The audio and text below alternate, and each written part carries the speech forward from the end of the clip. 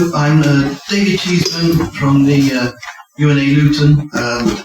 My wife, Dr. Nadia Khan, and myself set up UNA Luton in 2009. So it's one of the newer UNAs, and we did it with a lot of support from our neighbours at UNA Harpington and also from UNA Westminster, both of whom have much longer pedigrees, going right back to the League of Nations. My background is financial regulation and housing regulation and urban development. And as Anita said, I've convened a working group looking at the Security Council Veto, which originally arose out of resolutions made independently, we didn't know about them at the time, resolutions made by UNA Bexhill and Hastings and UNA Luton, we did, both of which felt that the Security Council needed to be looked at.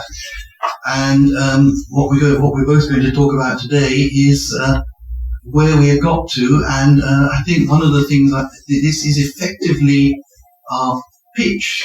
For the first time we've actually made it, we started working on this last year. This is the first time we've gone into it, and we're looking for support from UNA UK, and also from, we'd like to develop a campaign and take it forward. So Anita, thank you. Should I just indicate when you know? Yes, if that's okay. Thank you. Thank you for that support. First of all, thank you very much to the conference organisers and you all for giving us this time and space to talk about the topic of UN reform. We come at it by presenting the case that global governance is at risk. And in addressing the risks, we think we need reform of the Security Council, and specifically in relation to the use of veto powers by permanent members of the Security Council. Leading thinkers in global governance present the case that crises at an international level have often been regarded as independent issues with their own unique dynamics, but they have together led to a build-up of risks that could well provoke a more general crisis in our system of governance if it cannot be made fairer, more effective, and more accountable. You only need to turn on the news to recognize that the world is facing several crises all at once. The biggest challenge is navigating these crises in recognizing the need for change on the part of the UN if it is to remain a key actor amongst a number of powerful actors in governing what is now clearly a new world order. The crises we face, human rights and environmental crises, including the climate crisis, need actors to work together to find real solutions to address these global issues. As well as environmental risks, the world faces issues of social injustice.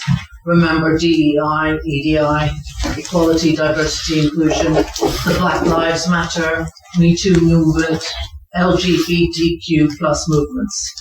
Whatever the current political narrative that we hear all too loudly, we still have inequality within and across nations.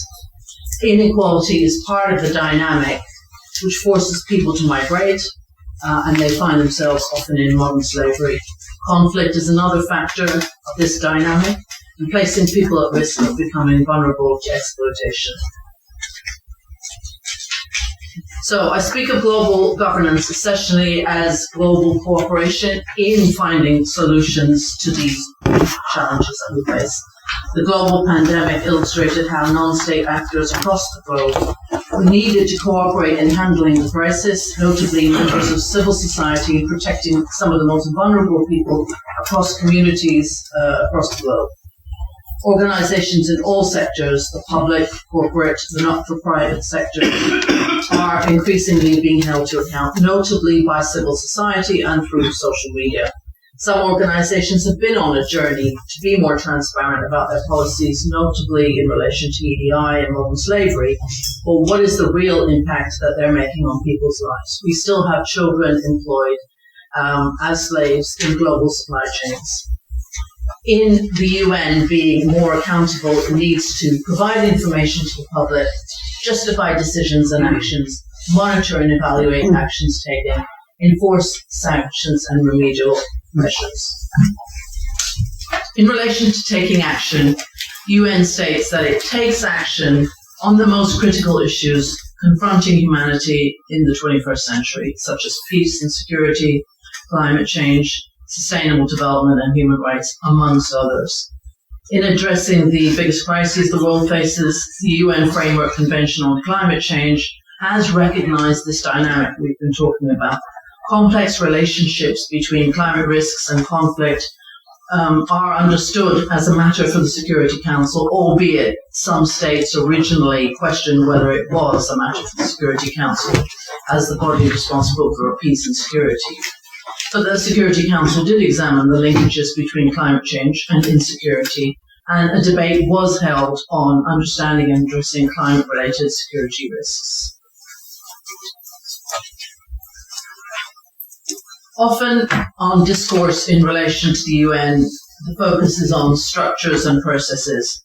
In recognizing the role of the civil society in global governance, we need to understand that civil society are and should be should be involved in shaping this new world order. This supports the legitimacy of the UN in its role in international peace and security on behalf of all members of the UN. But also in terms of holding itself account to civil society more broadly. So in terms of good governance, is the UN, firstly, taking into account the views of all members and civil society actors? Secondly, is it recognizing the importance of voluntary cooperation of all states in relation to enforcing decisions? And are powerful states accountable to the entire UN membership, including civil society? Our mission, and the reason for us gathering here today, is to build movements for transformation at the UN and advocate for UN action in global cooperation.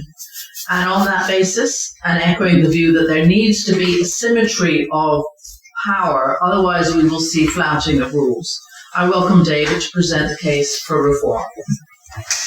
Yeah, thank you, Anita, for that overview, a very interesting overview and introduction to the governance issues that we're confronting. We've mentioned several times today the Pact for the Future, which the General Assembly committed itself to last year, and which commits the General Assembly to reform on a global scale, on a very grand scale, covering the development goals, the climate change, health, education, everything else.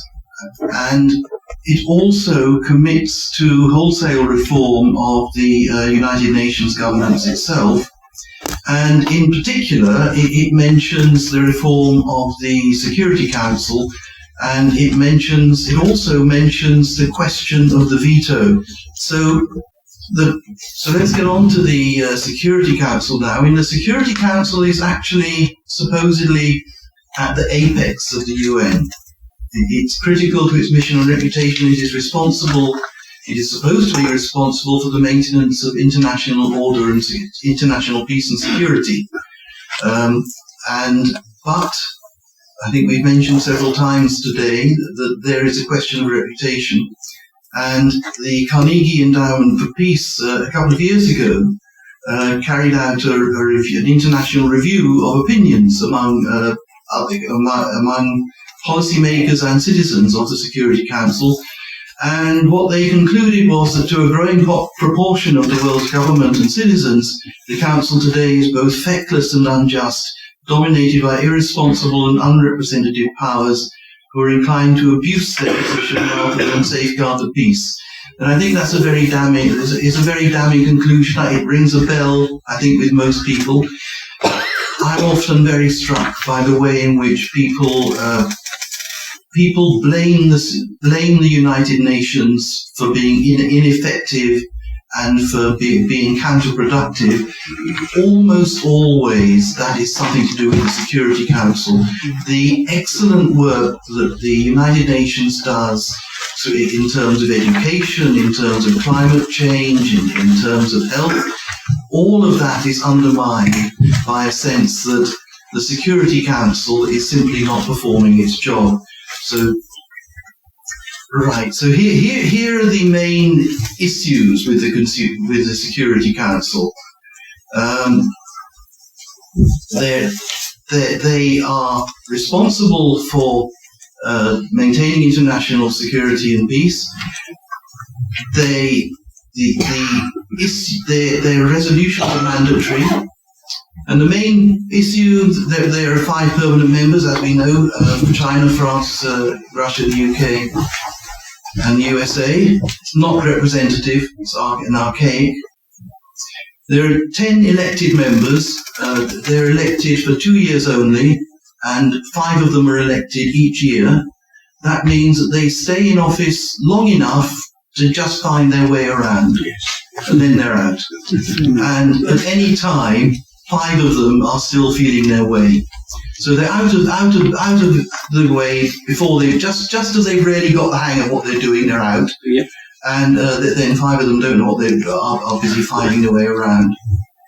They have the primary responsible for the maintenance of international peace and security, and as a result of deadlock following the veto, they have not played. We've talked about it several times today. If you look at Ukraine, Gaza, and Sudan, if the Security Council was behaving in the way that it was supposed to behave, we would see a lot of work going on. There would be fantastic doing and froing within the Security Council, people trying to sort out Gaza, sort out Israel, sort out Sudan, sort out Ukraine. There has been absolutely no involvement of the Security Council whatsoever in any of these, either good or bad, simply because of the veto. That it means that it is impossible for it to function. And just to remind people, the veto there's no mention in the UN Charter of the veto. It just says that all permanent members must agree. So that's where the veto comes from. So, you want to reform the Security Council. We've talked quite a lot about the UN Charter. UN Charter, if you want to change even one word of the UN Charter, you have to have it. Majority. There is a 3-stage process.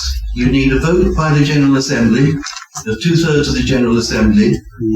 That decision then needs to be ratified by 2/3 of the world states, or member states of the United Nations, and then it has to be ratified by the 5 permanent members of the Security Council. And that's if you want to change one word in it. And all the questions of membership and voting procedures are part of the Charter. Just to make it clear exactly what that means, if you want to reform the UN Security Council, if you want to do anything about the veto, you have to come up with a proposal which can be supported by President Trump, President Putin, President Xi, President Macron, and Prime Minister Starmer. I'm personalizing that because when you say veto, it sometimes sounds a little bit abstract. The point is that having a veto as one of the P5 is an absolutely critical symbol of a country's status as a great power. Whatever these people think of the United Nations, the veto means that they are the elite and they stand above the riffraff.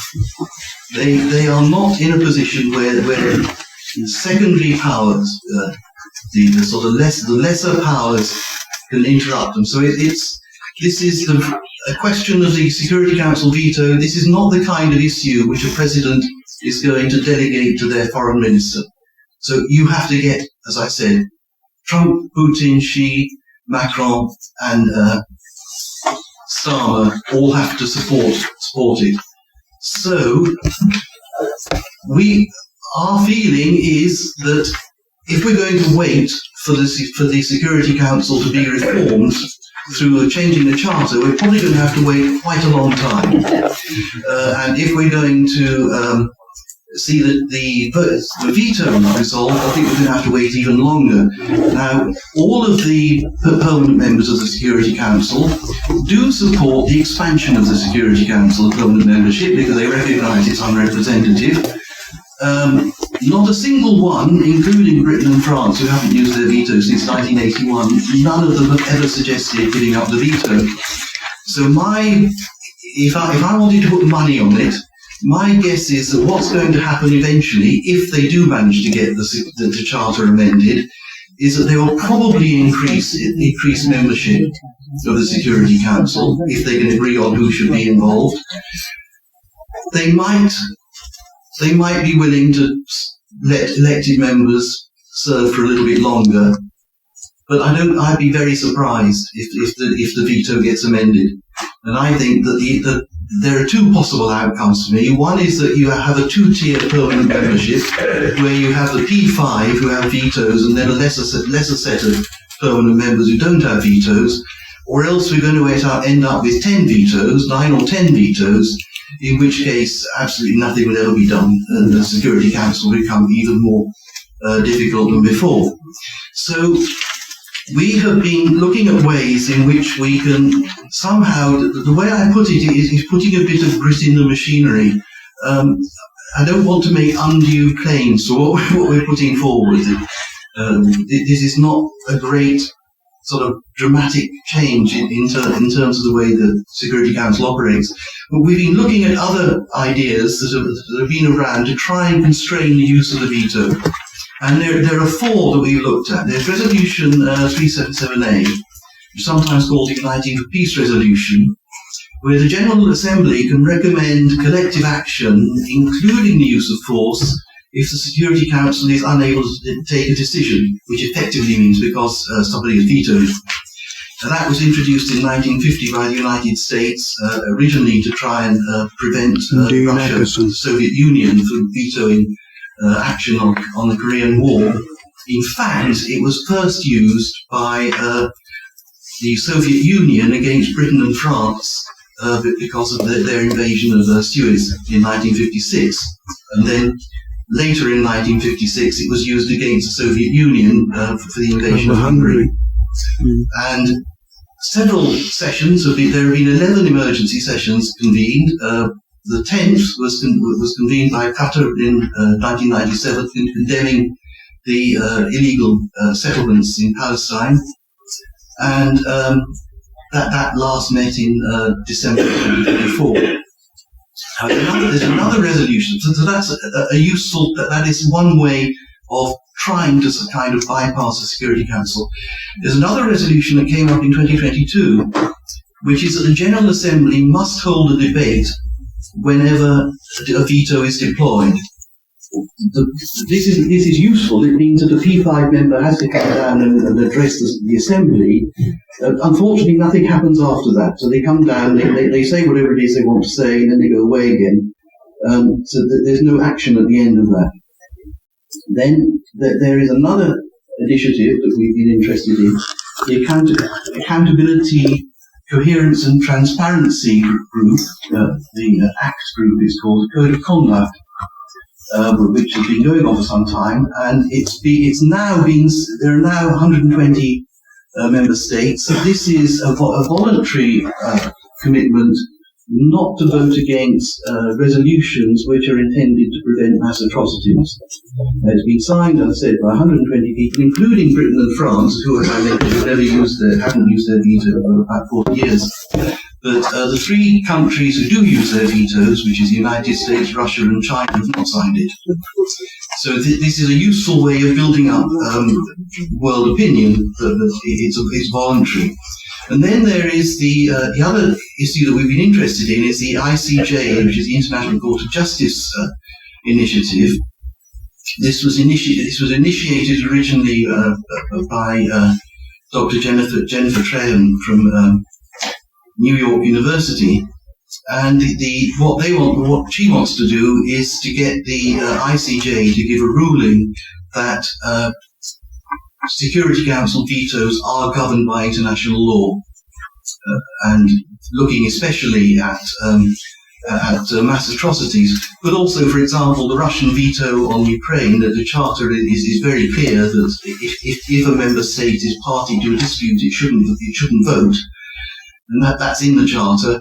Interesting point was raised earlier about the loopholes in the Charter. This isn't a loophole at all. The Russian vote should not have been allowed, but it was allowed. So that was against the Charter. Anyway, that is something that we're interested in. It's supported by, it's gathering steam now. We started to work with Law Not War, who are an international, and with the Amnesty International Activist Network, who are both supporting this. We have come up with what we call the Accountable Veto Resolution Initiative. We're very keen to make sure it has an acronym, so it becomes AVRI, because things don't have life without an acronym. So this is now the AVRI initiative. It was adopted by UNA Laser at their policy conference on the 15th of March. So it is UNA Laser policy, and we would like it to be adopted by the UNA UK if possible, and we would like to take it forward. Now, what we're doing is linking together these other ideas, so that whenever a debate is held under Resolution 76262, which is the one that says when you have a veto, the P5 member must come and be accountable to the General Assembly. Whenever this is done, then all members, or all the elected members, which is 10 at the moment, of the Security Council should form a veto security panel. And that, what they would then do is immediately, as members of the Security Council, they would call an emergency resolution under Resolution 377A, and they would provide a report for the emergency resolution. The report would look at the veto's compliance with the Security Council's legal responsibilities under the Charter. As I said, for example, giving a simple example, a veto might have been deployed when a member state was party to the dispute. That would make it unlawful against the Charter. But obviously, there are wider issues where, for example, one can look at the American vetoes on Palestine, on Gaza. What one could say that these were against the requirement compliance with the Security Council's responsibility to maintain peace and security. Now, if the security, our view is that if the VSP, this panel, identifies breaches in the Charter, then they can recommend to the emergency session that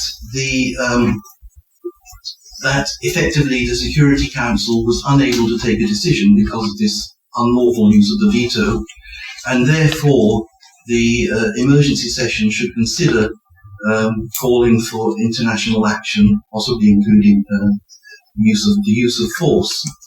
And since there would have been a very strict scrutiny of the veto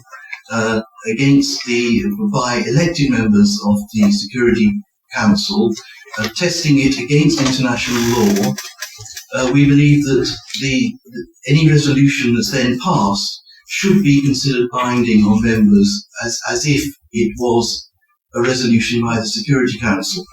And all of this could be done with a simple resolution of the General Assembly by a simple majority. No need to amend the Charter. Now, as I said, I don't make undue claims to what comes out of this. I think it's dubious whether a call for collective action by the General Assembly would work if it's opposed by P5 members. But the main point is that unlike the resolution that we have at the moment, which says that a P5 member must be accountable to the General Assembly, even if the P5 member refused to cooperate with the Veto Security Panel, they would still make a report. They would still be in a position to say that this was unlawful. It would mean that the final word on the veto always went to the General Assembly. And it's not as it is now, where effectively a P5 member walks away with no consequences. So it would make it, as I said, it's not a glamorous thing like getting rid of the veto altogether, which I don't think is practical at the moment. But it would make it that much more difficult. There would be consequences to having a veto. As I said, and it's not a substitute for reform of the Security Council. We need to still work on that. But it is at least a way of making sure that business doesn't carry on as usual while we're waiting for something better to come, while we're waiting for something better to be achieved. As I said, we've been working with Amnesty International. We've started working with Amnesty International. We're working with Law Not War. We would like, I hope that we would like something along these lines to be supported by the UNA UK. We think that we also would like to engage with the all-party parliamentary group, because I think that's probably the first step, is to get engagement with Parliament, and then we can start through them getting engagement with the UK government. But I feel that for something like this, working with Parliament seems to be a better first step than trying to just approach the Foreign Office directly or Foreign Secretary directly. So would be really interested to hear what people's views are on this.